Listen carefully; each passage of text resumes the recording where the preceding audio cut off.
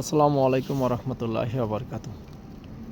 দেখেন জাপানিজরা যে কত ভদ্র তার এখন আমি প্রমাণ দেব।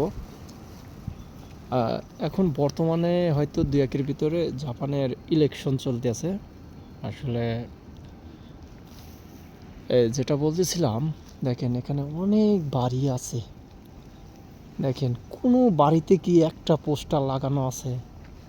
নাই। কিন্তু কিন্তু দেখেন শুধুমাত্র মানে হয়তো এই 5 জন ব্যক্তি দাঁড়াইছে ইলেকশনে।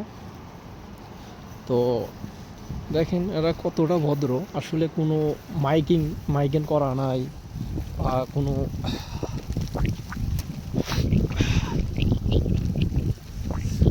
হইচই নাই, কোনো মারামারি নাই, কোনো চেঁচামেচি নাই, এ ধরনের কোনো কিছুই নাই এদের মাঝে। আসলে এদের এরকম কোনো মাথা ব্যথাই নাই। এদের যে ইলেকশন চলতেছে, আমার কাছে আর একটা ভিডিও আছে। আসলে জাপানিজরা দেখেন মানে ওদের কতটা নিয়মের মাঝে ওরা যে মানে এই মানে এই ভোটগুলা করে।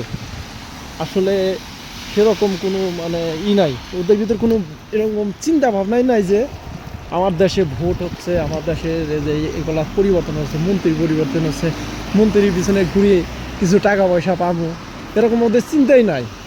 কারণ এদের এরা শুধু কাজ নিয়ে ব্যস্ত থাকে। হয়তো কথা বলতে আমার খুব কষ্ট হচ্ছে, প্রচুর পরিমাণ শীত, সেজন্য একটু ঠেকে যাচ্ছি মাঝে মাঝে।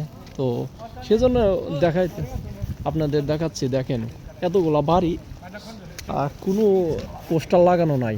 আর আমাদের দেশে দেখেন একজনের ভোট আর একজন নিয়ে মনে করে মারামারি করে মরতেছে, তারপরে এর মাথা ফাটাইতেছে, ওর সাথে ঝগড়া, এই সামান্য ইস্যু নিয়ে মানে কত বড় ধরনের বিশৃঙ্খলা ক্রিয়েট করে।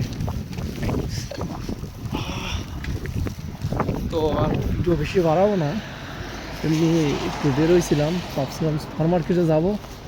আসলে যে পরিমাণ শীত, আসলে যাবো না। রাস্তা থেকেই বাসায় ফিরে যেতেছি।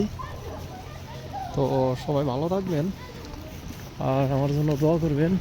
আর একটা বিষয় যে কথা বলতেই নয়, এই দেশে আমাদের দেশে এখন সামনে 12 তারিখে